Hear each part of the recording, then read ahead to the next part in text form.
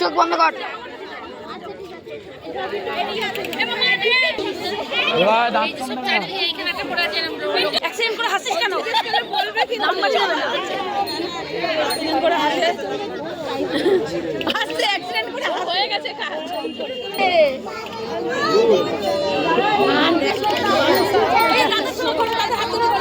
দাদা হাত ধরে ঘোরো।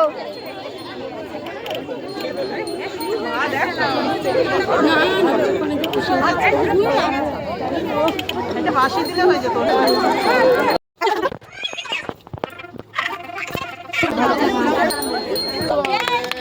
আচ্ছা